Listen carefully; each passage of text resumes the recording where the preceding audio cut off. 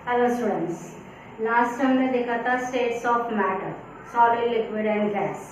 Now states of matter को कैसे हम चेंज करते हैं, मतलब एक स्टेट से दूसरे स्टेट में कैसे चेंज होता है, सॉलिड से लिक्विड, लिक्विड से गैस में change of state of matter. तो आज हम करेंगे change of state of matter. Change of state of matter by two types, दो टाइप्स होता है। Bye changing temperature, first one is temperature को चेंज करके and second one is by changing pressure, pressure पे चेंज लाके और temperature को change करके।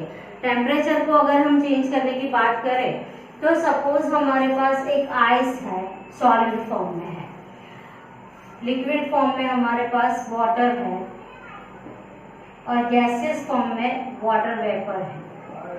वाटर के ही तीन स्टेट है, solid, liquid and gas. Ice है, वाटर है एंड वेपर है। तो सॉलिड जब भी आइस है उसको हम हीट देंगे, उसे हम हीट देंगे तो वो कन्वर्ट होगा लिक्विड में, लिक्विड स्टेट में।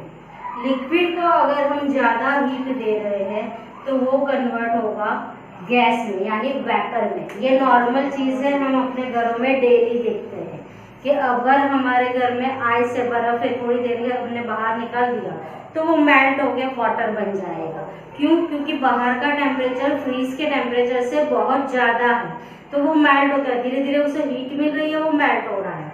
और वो ही वाटर अगर हमने उसे गैस पे रख दिया और एक्स्ट्रा और हीट दे दी तो धीरे धीरे वो वेपर बन जा रहा है। सेम एक ही चीज जिसके तीन स्टेट है, solid, liquid and gas, on heating वो अलग अलग स्टेट में कन्वर्ट हो रहा है। मतलब एक सॉलिड आइस हीट देने पे लिक्विड में जा रहा है, उसे और हीट देने पे वो वेपर में कन्वर्ट हो रहा है।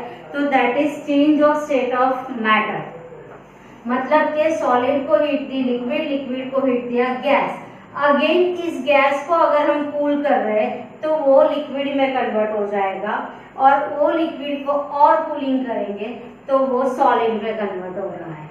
मतलब कि वेपर को ठंडी कर देंगे तो वो वापस लिक्विड फॉर्म में आएगा और वो लिक्विड को, वो ही वाटर को हम फ्रीज में रख देते हैं तो वो वापस सॉलिड बन जाएगा और उससे हीट एब्जॉर्ब हो रही है और कूलिंग हो रहा है तो वो एक आइस के फॉर्म में बन जा रहा है। तो यही चीज हम यहाँ पे इक्वेशन के तौर पे अगर देखें तो सॉलिड है, सॉलिड को हीट दे रहे हैं, वो लिक्विड में कन्वर्ट हो रहा है, उसे हम कहते हैं मेल्टिंग। जब भी सॉलिड लिक्विड में कन्वर्ट हो रहा है we can say that melting. Then liquid convert हो रहा है गैस में ऑन हीटिंग, हीट देने पे गैस में कन्वर्ट हो रहा है तो उसे हम कहेंगे बॉइलिंग या तो वेपोराइजेशन। बॉइलिंग और वेपोराइजेशन दोनों बोल सकते हो। मतलब solid to liquid on heating हो रहा है तो वो मेल्टिंग हो गया, लिक्विड टू गैस हो रहा है तो वो बॉइलिंग या वेपोराइजेशन हो गया। अगेन वो ही गैस को हम कूलिंग करते हैं, मतलब कि हीट एब्जॉर्ब कर रहे हैं और कूल होने देते हैं तो वो वापस लिक्विड में कन्वर्ट हो रहा है तो उसे हम कहेंगे कंडेंसेशन। पहले आगे के स्टैंडर्ड में भी हम सीख चुके हैं कि कंडेंसेशन मतलब वेपर का ठंडा होना और वापर वाटर ड्रॉपलेट्स में फॉर्म होना। तो that is condensation. Gas to liquid on heating और on cooling, that is condensation. Next liquid को सॉलिड में कन्वर्ट कर रहे हैं ऑन कूलिंग तो उसे हम कहेंगे फ्रीजिंग या तो सॉलिडिफिकेशन। फ्रीजिंग या सॉलिडिफाइड हो जाता है, जम जाता है पूरा, तो उसे सॉलिडिफिकेशन कहते हैं। मतलब solid to liquid melting, liquid to gas vaporisation, gas to liquid again condensation and liquid to solid solidification या तो फ्रीजिंग। क्लियर? यहाँ तक समझ आ गया पूरा? नेक्स्ट मेल्टिंग क्या है? The process of conversion of solid to liquid is called melting. Process of conversion of solid to liquid is called melting. Next melting point. What is melting point? ये कोई point नहीं, ये एक temperature है जहां पे ये मेल्ट होना शुरू हो जाता है। वो पॉइंट जहां पे वो मेल्ट होना शुरू हो जाता है उसे हम कहते हैं melting point. The temperature at which solid melts to form liquid. Temperature at which solid form liquid at atmospheric pressure is called its melting point, is called its melting point, उसे हम melting point कहेंगे। Next है एक और term that is latent heat of fusion. Latent heat of fusion क्या है?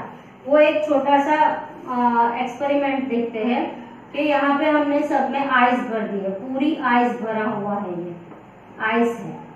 नीचे से हमने बर्नर चालू करके इसे हीट दिया है, हीट दे रहे हैं, और यहाँ पे थर्मोमीटर रखा है।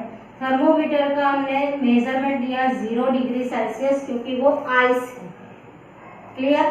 यहाँ पे आइस है तो 0 डिग्री सेल्सियस उसका मेजरमेंट है। जब हीट दे रहे हैं तो हीट देने के टाइम पे थोड़ी आइस इसमें मेल्ट हो चुकी है, थोड़ी मेल्ट हुई, थोड़ी बाकी है। अगेन अगर हम टेम्परेचर मेजर करेंगे तो अगेन ये 0 डिग्री सेल्सियस ही दिखाएगा, और वह जब तक ये 0 डिग्री सेल्सियस कब तक दिखाएगा? जब तक इसमें लास्ट आइस मेल्ट नहीं हो जाता है। Last piece of ice melt होगा तब तक ये 0 डिग्री सेल्सियस ही बताएगा, जबकि इसमें काफी सारी आइस मेल्ट होने के बावजूद इसका टेम्परेचर राइज नहीं हो रहा है। क्यों नहीं हो रहा है? Because of latent heat of fusion. Latent heat of fusion क्या है? तो latent heat of fusion is the amount of heat required to change 1 kg solid, 1 kg solid, 1 kg solid to its liquid state। मतलब हमने जितनी ice भरी थी उसे liquid में कन्वर्ट करने के लिए जितनी हीट चाहिए, जितनी अमाउंट में, उसे हम लेटेंट हीट ऑफ फ्यूजन कहते हैं। क्योंकि हीट देने के बावजूद टेम्परेचर में कोई बढ़ोतरी होती नहीं है, टेम्परेचर बिल्कुल राइज नहीं हो रहा है। जब तक last piece of ice melt नहीं हो जाता तब तक, मतलब कि ये जो हीट हमने दी वो हीट कहाँ गई? वो लेटेंट हो गई, हमें दिखी नहीं, छुप गई। हमने यूज की फिर भी टेम्परेचर राइज नहीं हो रहा। सो it's called latent heat of fusion. The amount of heat required to change 1 kg of solid to its liquid state, it called latent heat of fusion। Clear?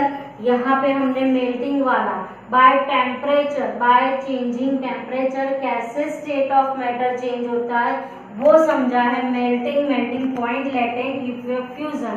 Now we conclude that boiling point and latent heat of vaporisation आगे करेंगे, तब तक ये लिख लो।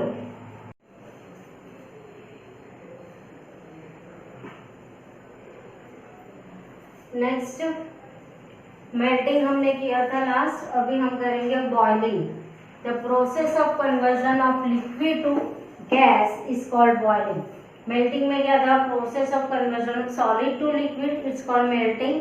Then process of conversion of liquid to gas is called boiling.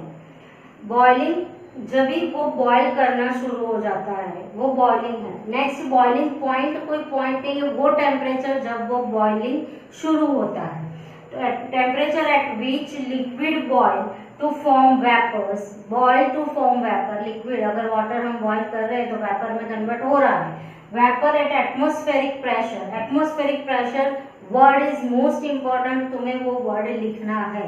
हमारा normal atmospheric pressure पे जो changes होते हैं, मतलब एटमॉस्फेरिक प्रेशर लिखना बहुत जरूरी है। The temperature at which liquid boil to form vapour at atmospheric pressure is called boiling point. उसे उसका बॉइलिंग पॉइंट कहा जाता है। नेक्स्ट है latent heat of vaporisation. Latent heat of vaporisation क्या है? लास्ट में हमने देखा था लेटेंट हीट ऑफ फ्यूजन। जब भी सॉलिड लिक्विड में कन्वर्ट होता है, 1 kg सॉलिड को लिक्विड स्टेट में जाने के लिए जितनी अमाउंट ऑफ हीट चाहिए, that is latent heat of fusion. Vaporization में amount of heat required to change 1 kg liquid to its gaseous state. 1 kg liquid to its gaseous state. मतलब कि एक बीकर में एक एक्टिविटी से समझते हैं कि एक बीकर में हमने वाटर ले लिया है, नाउ उसे नीचे से हीट दे रहे हैं, उसमें एक थर्मोमीटर रखा है। हीट देने के बाद वो जब बॉयल करना शुरू होगा हम उसका मेजर करेंगे कि 100 डिग्री सेल्सियस वाटर का बॉइलिंग पॉइंट है। 100 डिग्री सेल्सियस जब ये बॉयल करना शुरू होगा 100 डिग्री सेल्सियस हम मेजर कर लेंगे। बॉयल करने के बाद भी हम उसे हीट देते रहते हैं, हीट देना चालू है नीचे से, फिर भी उसका टेम्परेचर राइज नहीं हो रहा है। क्यों नहीं हो रहा है? क्योंकि वो अपनी हीट कहाँ यूज कर रहा है? अपने लिक्विड स्टेट को गैसियस स्टेट में कन्वर्ट करने के लिए, मतलब वेपर बनाने में यूज कर रहा है।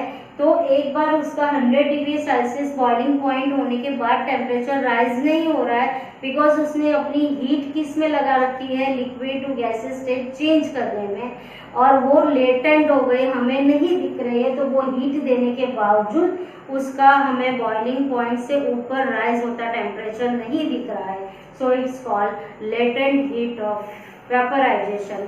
That means amount of heat required to change 1 kg liquid to its gaseous state. ये हो गया हमारा boiling point and latent heat of vaporisation. Next हम करेंगे बाय चेंज ऑफ टेम्परेचर से थर्ड सब्लिमेशन।